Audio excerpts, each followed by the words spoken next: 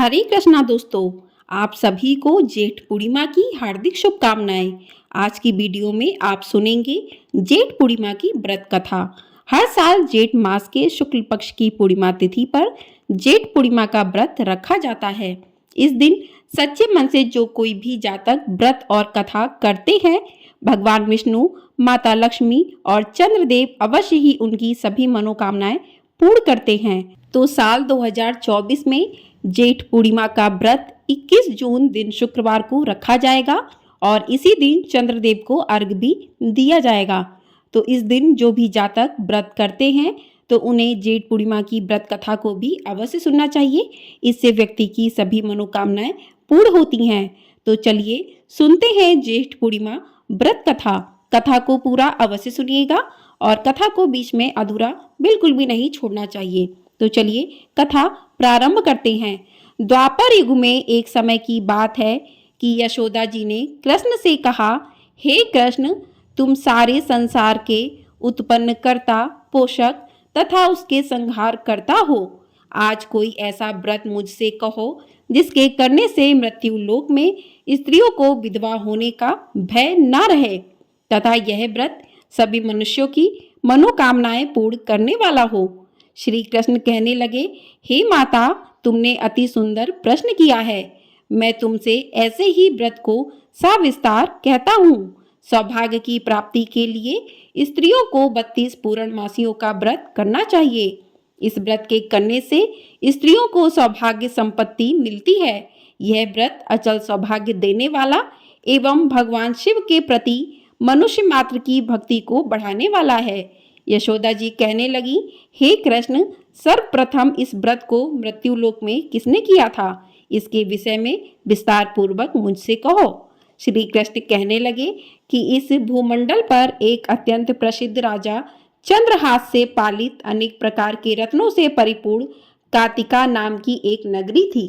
वहां पर धनेश्वर नाम का एक ब्राह्मण था और उसकी स्त्री अति सुशीला रूपवती थी। दोनों ही उस नगरी में बड़े प्रेम के साथ रहते थे। घर में धन धान्य आदि की कमी नहीं थी। उनको एक बड़ा दुख था कि उनके कोई संतान नहीं थी। इस दुख से वह अत्यंत दुखी रहते थे। एक समय एक बड़ा तपस्वी योगी उस नगरी में आया और वह योगी उस ब्राह्मण के घर को छोड़कर अन्य सभी घरों से भिक्षा लेकर भोजन किया करता था। रूपवती से वह भिक्षा नहीं लिया करता था। उस योगी ने एक दिन रूपवती से भिक्षा न लेकर किसी अन्य घर से भिक्षा लेकर गंगा किनारे जाकर भिक्षान्न को प्रेम पूर्वक खा रहा था कि धनेश्वर ने योगी का यह सब कार्य किसी प्रकार से देख लिया। अपनी भिक्षा के अनादर से दुखी होकर धनेश्वर योगी से बोला, महंत, आप सब घरों से भिक्षा लेते हैं परंतु मेरे घर की भिक्षा कभी भी नहीं लेते। इसका क्या कारण है? योगी ने कहा कि निसंतान के घर की भीख पतितों के अन्न के तुल्य होती है और जो पतितों का अन्न खाता है वह भी पतित हो जाता है। चूंकि तुम निसंतान हो अतः पतित हो जाने के भय से मैं तुम्हारे घर की भिक्षा नहीं लेता हूँ। धनेश्वर यह बात सुनकर अपने मन में बहुत दुखी हुआ और हाथ जोड़कर योगी के पैरों पर गिर पड़ा तथा अंतर्भाव से कहने लगा कि हे महाराज, यदि ऐसा है तो आप मुझको पुत्र प्राप्ति का उपाय बताइए। आप सर्वज्ञ हैं, मुझ पर अवश्य ही यह कृपा कीजिए। धन की मेरे घर में कोई कमी नहीं परंतु मैं पुत्र ना होने के कारण अत्यंत दुखी हूँ। आप मेरे इस दुख का हरण करें। आप सामर्थ्यवान हैं। यह सुनकर योगी कहने लगे, हे ब्राह्मण, तुम चंडी की आराधना करो। घर आकर उसने अपने स्त्री से सब वृतांत कहा और स्वयं तप के निमित्त वन में चला गया। वन में जाकर उसने चंडी की उपासना की और उपवास किया। चंडी ने 16वें दिन उसको स्वप्न में दर्शन दिया और कहा कि हे धनेश्वर, जा, तेरे पुत्र होगा परंतु वह 16 वर्ष की आयु में ही मृत्यु को प्राप्त हो जाएगा। यदि तुम दोनों स्त्री पुरुष 32 पूर्णमासियों का व्रत विधि पूर्वक करोगे तो वह दीर्घायु होगा। जितनी तुम्हारी सामर्थ हो आटे के दिए बनाकर शिव जी का पूजन करना, परंतु पूर्णमासी को 32 जौ जाने चाहिए। प्रातः काल होने पर इस स्थान के समीप ही तुम्हें एक आम का वृक्ष दिखाई देगा। उस पर तुम चढ़कर एक फल तोड़कर शीघ्र अपने घर चले जाना। अपनी स्त्री से सब वृत्तांत कहना। ऋतु स्नान के पश्चात वह स्वच्छ होकर श्री शंकर जी का ध्यान करके उस फल को खा लेगी। तब शंकर भगवान की कृपा से उसको गर्भ हो जाएगा। जब वह ब्राह्मण प्रातःकाल उठा तो उसने उस स्थान के पास ही एक आम का वृक्ष देखा, जिस पर एक अत्यंत सुंदर आम का फल लगा हुआ था। उस ब्राह्मण ने उस आम के वृक्ष पर चढ़कर उस फल को तोड़ने का प्रयत्न किया, परंतु वृक्ष पर कई बार प्रयत्न करने पर भी वह न चढ़ पाया। तब तो उस ब्राह्मण को बहुत चिंता हुई और वह विघ्न विनाशक श्री गणेश जी की वंदना करने लगा। हे दयानिधे, अपने भक्तों के विघ्नों का नाश करके उनके मंगल कार्य को करने वाले, दुष्टों का नाश करने वाले, रिद्धि सिद्धि के देने वाले, आप मुझ पर कृपा करके इतना बल दें कि मैं अपने मनोरथ को पूर्ण कर सकूं। इस प्रकार गणेश जी की प्रार्थना करने पर उनकी कृपा से धनेश्वर वृक्ष पर चढ़ गया और उसने एक अति सुंदर आम का फल देखा। उसने विचार किया कि जो वरदान से फल मिला था वह यह है और कोई फल दिखाई नहीं देता। उस धनेश्वर ब्राह्मण ने जल्दी से उस फल को तोड़कर अपनी स्त्री को लाकर दिया और उसकी स्त्री ने अपने पति के कथनानुसार उस फल को खा लिया और वह स्त्री गर्भवती हो गई। देवी जी की असीम कृपा से उसे एक अत्यंत सुंदर पुत्र उत्पन्न हुआ, जिसका नाम उन्होंने देवीदास रखा। माता पिता के हर्ष और शोक के साथ वह बालक शुक्ल पक्ष के चंद्रमा की भांति अपने पिता के घर में बढ़ने लगा। भवानी की कृपा से वह बालक बहुत ही सुंदर, सुशील और विद्या पढ़ने में बहुत ही निपुण हो गया। दुर्गा जी की आज्ञा के अनुसार उसकी माता ने 32 पूर्णमासी का व्रत रखना प्रारंभ कर दिया था, जिससे उसका पुत्र बड़ी आयु वाला हो जाए। 16 वर्ष लगते ही देवीदास के माता पिता को बड़ी चिंता हो गई कि कहीं उनके पुत्र की इस वर्ष मृत्यु न हो जाए। इसलिए उन्होंने अपने मन में विचार किया कि यदि यह दुर्घटना उनके सामने हो गई तो वे कैसे सहन कर सकेंगे। अस्तु उन्होंने देवीदास के मामा को बुलाया और कहा कि हमारी इच्छा है कि देवीदास 1 वर्ष तक काशी में जाकर विद्या अध्ययन करे और उसको अकेला भी नहीं छोड़ना चाहिए। इसलिए साथ में तुम चले जाओ और 1 वर्ष के पश्चात इसको वापस लौटा लाना। सब प्रबंध करके उसके माता पिता ने काशी जाने के लिए देवीदास को एक घोड़े पर बैठाकर उसके मामा को उसके साथ कर दिया, किंतु यह बात उसके मामा या किसी और से नहीं कही। धनेश्वर ने सपनीक अपने पुत्र की मंगल कामना तथा दीर्घायु के लिए भगवती दुर्गा की आराधना और पूर्णमासियों का व्रत करना आरंभ कर दिया। इस प्रकार बराबर 32 पूर्णमासी का व्रत पूरा किया। कुछ समय पश्चात एक दिन वह दोनों मामा और भांजा मार्ग में रात्रि बिताने के लिए किसी ग्राम में ठहरे हुए थे। उस दिन उस गांव में एक ब्राह्मण की अत्यंत सुंदरी, सुशीली, विदुषी और गुणवती कन्या का विवाह होने वाला था। जिस धर्मशाला के अंदर वर और उसकी बारात ठहरी हुई थी, उसी धर्मशाला में देवीदास और उसके मामा भी ठहरे हुए थे। संयोगवश कन्या को तेल आदि चढ़ाकर मंडप आदि का कृत्य किया गया तो लग्न के समय वर को धनुर्वात हो गया।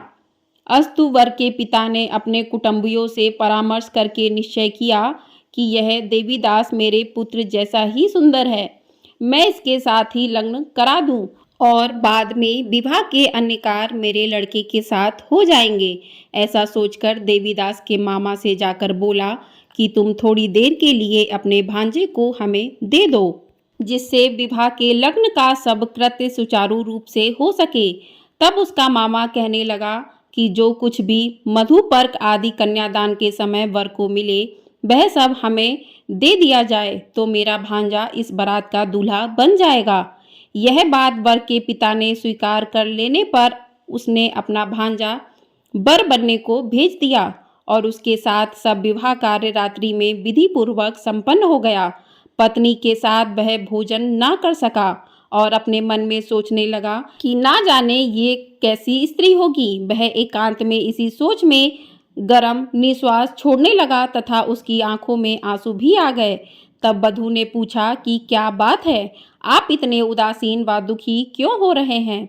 तब उसने सब बातें जो वर के पिता व उसके मामा में हुई थी उसको बतला दी। तब कन्या कहने लगी कि यह ब्रह्म विवाह के विपरीत हो कैसे सकता है। देव ब्राह्मण और अग्नि के सामने मैंने आपको ही अपना पति बनाया है, इसलिए आप ही मेरे पति हैं। मैं आपकी ही पत्नी रहूंगी, किसी अन्य की कदापि नहीं। तब देवीदास ने कहा, ऐसा मत करिए, क्योंकि मेरी आयु बहुत थोड़ी है। मेरे पश्चात आपकी क्या गति होगी, इन बातों को अच्छी तरह विचार लो। परंतु वह दृढ़ विचार वाली थी, बोली कि जो आपकी गति होगी वही मेरी गति होगी। हे स्वामी, आप उठिए और भोजन करिए, आप निश्चय ही भूखे होंगे। इसके बाद देवीदास और उसकी पत्नी दोनों ने भोजन किया तथा शेष रात्रि में वे सोते रहे।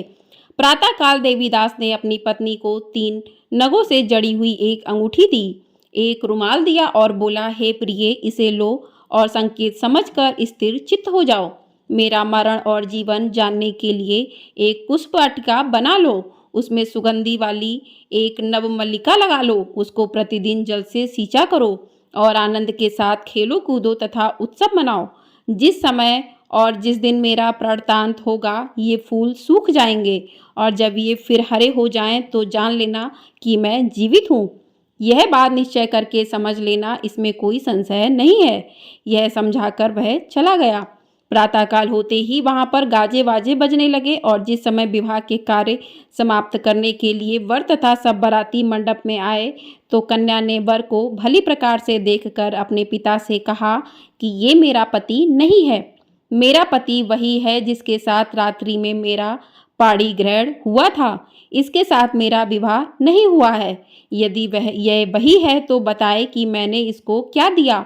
मधु पर्क और कन्यादान के समय जो मैंने भूषणादि दिए थे उन्हें दिखाए तथा रात में मैंने क्या गुप्त बातें कही थीं वह सब सुनाए।